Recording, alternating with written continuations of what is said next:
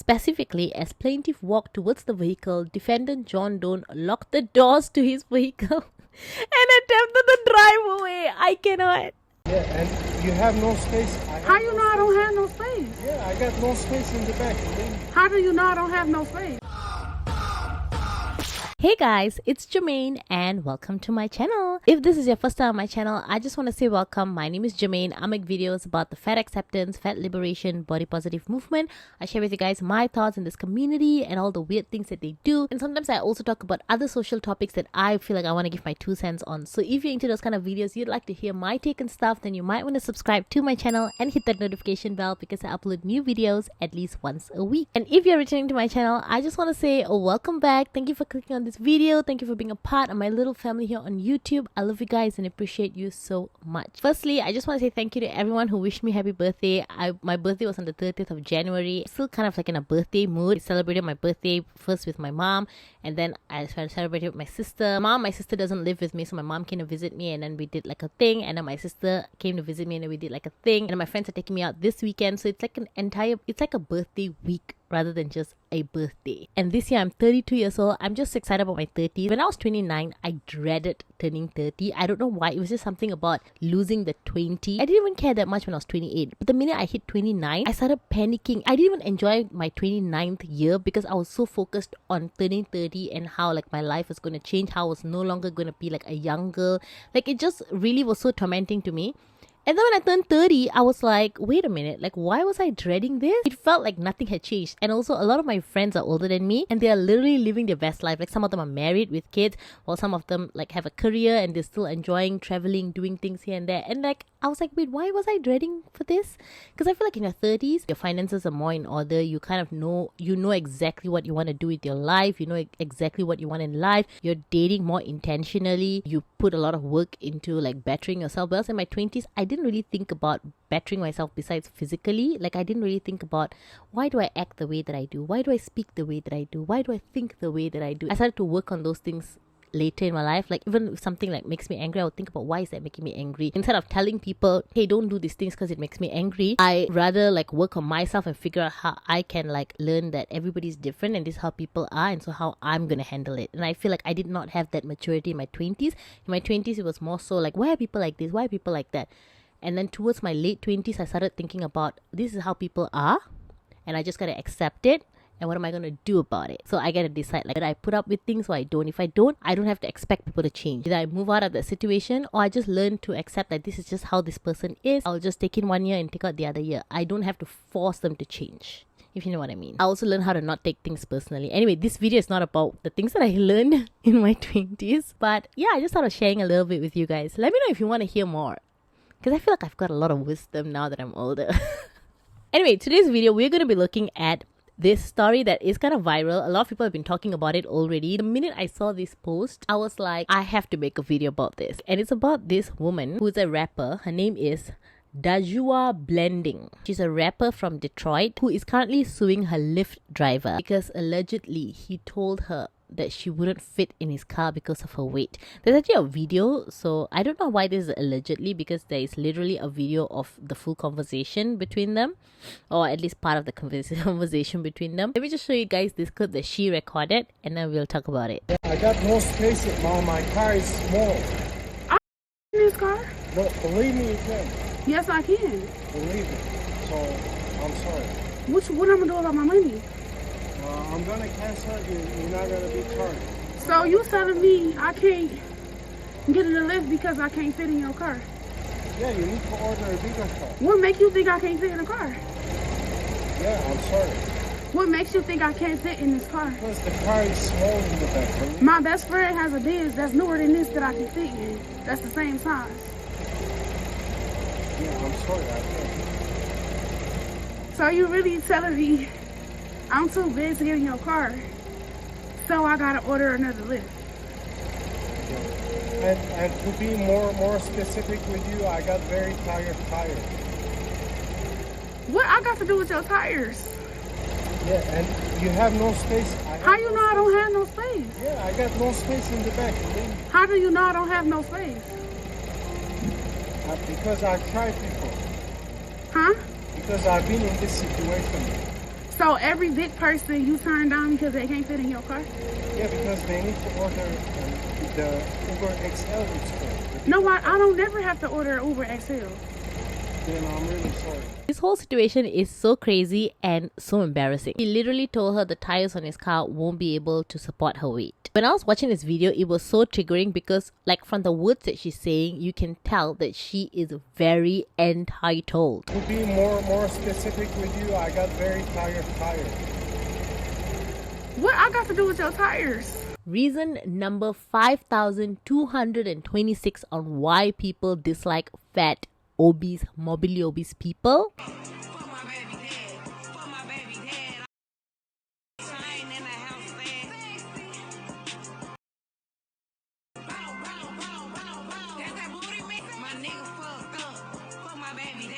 Is because of entitlement. This is just one of the like hundreds and thousands of reasons of why people just cannot stand fat people. It's because you're an entitled brat. You have these entitled fat people on land, you have them on air. You got Jalen Cheney, the defender of air-related transportation. Airlines make their products smaller every year. Then they blame us for not fitting. If your car got smaller every year, wouldn't you be pissed? Seats are getting smaller, seatbelts are getting shorter, and they pack us in tighter so they can make more money. But when we can't squeeze into their tiny seats, it's somehow our fault. I'm done letting airlines make us the problem when it's them causing it. I've not heard many on sea yet, but then again, there are a lot of boats and ships that have sunk. So I guess like sea vehicle transportations are just more accepting, and then you have a price to pay for that. Firstly, this is his car. If anything happens to his car, it's going to affect his rice bowl, not yours. Let's say he caved and he was like, okay, let me get you in the car. He's probably going to have to help stuff her in the car as well because clearly he is telling her that she cannot fit. Guys, look at this girl. Let's be honest. Just look at her. Do you really think that she can fit a regular car without the person in the front seat pushing their seat, like having to push their seat in front? Do you really think she can sit in the back seat like just fine and comfortable, unless maybe she's like lying down, but just sitting down like I don't think so. I feel like the person in the front seat is going to have to push their chair way in front to fit her in the back seat. She looks like Emily Rain's size. Emily Rain cannot fit in a back seat. She always needs to sit in the front seat. Let's say she's in the car. Because she's 500 pounds, she's going to affect his car suspension. And let's be honest, this guy uses his car to make money. And after he dropped her off at her all-you-can-eat buffet, she wouldn't care if her 2-ton self ruined his car. She would just carry on with her life.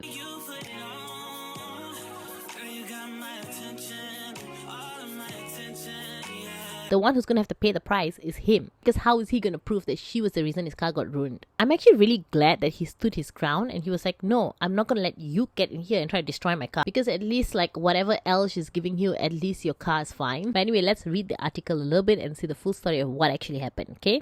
A Detroit rapper has filed a lawsuit against Lyft, alleging that one of its drivers cancelled her ride due to her weight. Dajuan Blanding sued the rideshare company and the driver identified as John Doe. Blanding, whose stage name is Dank Demoss, alleged that on January 18, she contacted Lyft looking for a transportation from her home to her cousin's house for a football game watch party. Oh, okay, so she didn't go to an all-you-can-eat buffet. She went to a football watch party. Well, technically it's kind of the same thing. You're going there just to eat. Yeah, you're watching football, but you're also mostly just stuffing your face. Doe arrived at Blanding's home around 10 to 15 minutes later. However, when she went to get inside Doe's vehicle, he allegedly refused to let her in.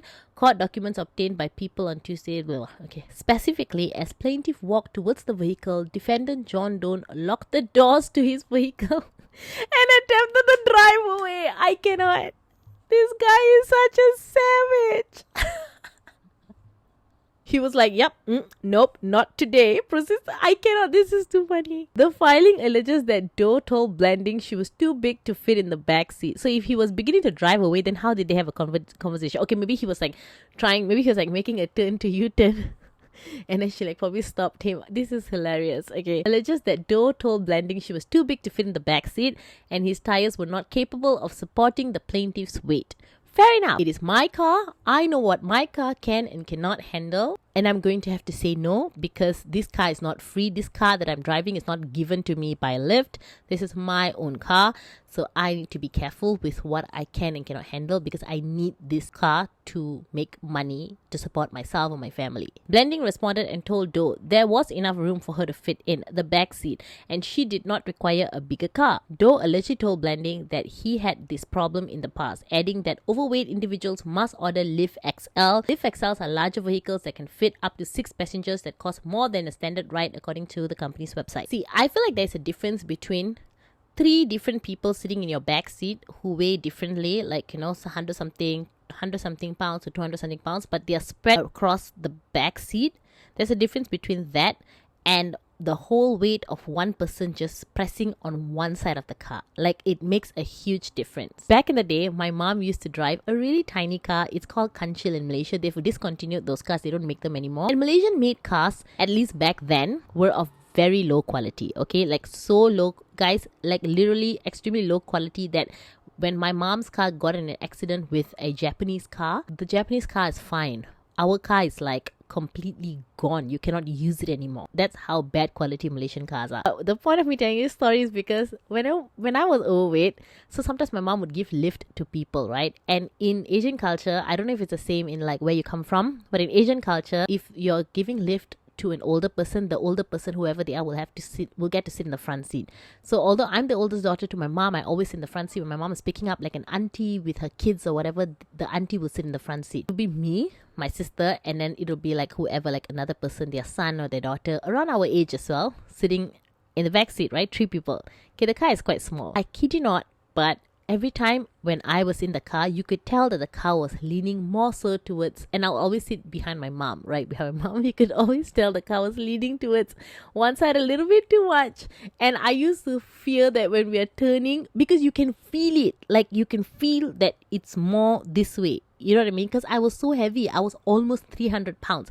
And these are Malaysian made cars that are like toy cars. I remember my grandfather calling my mom's car. My grandfather sat in our car for the first time and he told my mom, this is not a car, this is a toy car. This is not a real car. Because guys, it really felt like paper. Having said that, this woman is 500 pounds sitting in the back seat of this person's car. I get where she's coming from. She's looking at it as, I waited for so long to get a ride and then I got a ride and then this happened. But I feel like if you're going to choose to stay the way that you are, be extremely overweight and not do anything about it, this is who you are, I think you need to take accountability and then choose to, okay, because I know this is how big I am, I don't know what kind of car is going to come pick me up. For my own benefit, let me do the Lyft XL. Like, why don't you just order a Lyft XL if you're big? She's accusing Lyft and Doe of allegedly subjecting her to hostile environment and disparate treatment. Her attorney John Marco tells people, under the law, refusing someone transportation due to their weight is no different than refusing someone transportation based on their race or religion. Get out of here.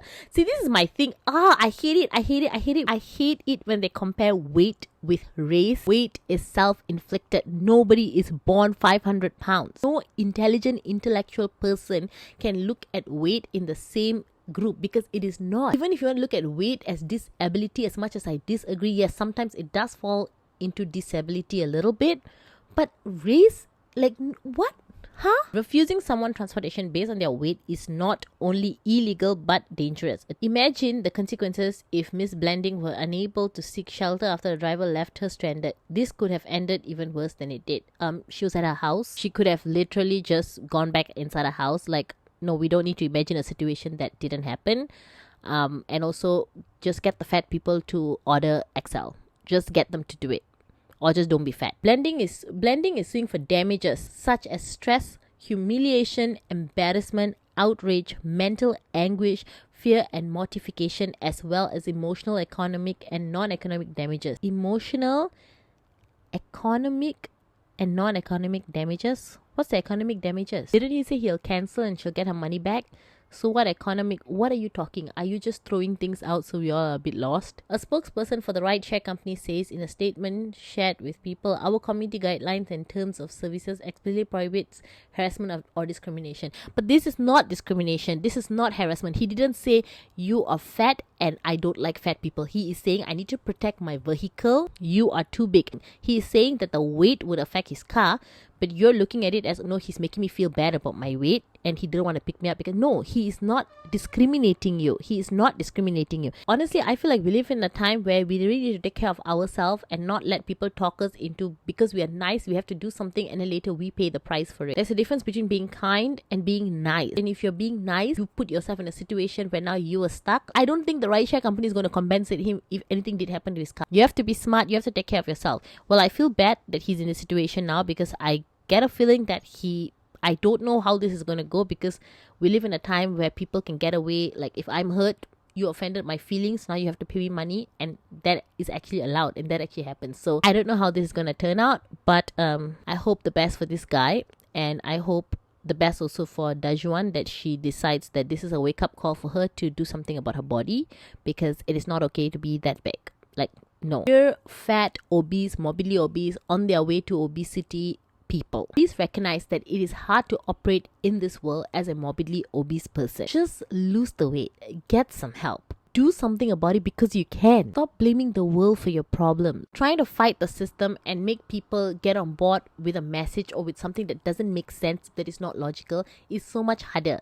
Trying to brainwash the whole world is so hard, because most people have common sense. Most people think with common sense. So why don't you just do something about your body? Why don't you just get some help? Because that's way easier than trying to convince the world that the world is the problem and you are perfectly fine. You don't even have to lose all of it, just part of it, just a little bit, and your life will be transformed like crazy. You can finally see, like, hey, I can do a lot of things that I couldn't do before. Just drop the friggin' weight. Just part of it.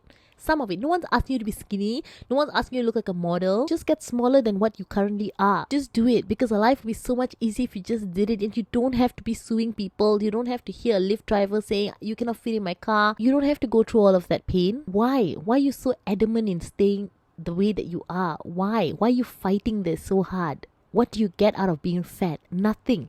In fact, not only are you getting discriminated outside, but your own body is crying out. Your own knees cannot handle it. You know it. I know it. Okay?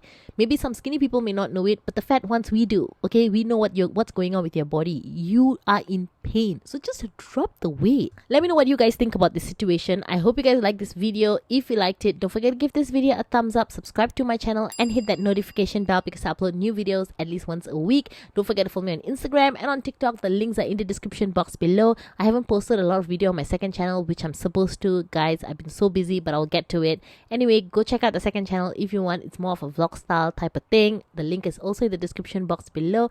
And let me know your thoughts about this video and what other type of videos you would like to see from me. Let me know. I would love to. Let me know in the comments, guys, what kind of videos you want me to post on this channel. I want to do things. I want to make more content. I want to make content that you guys enjoy. So let me know, what is it that you would like to see more on this channel. And yeah, that's it, guys. I'll see you in my next video.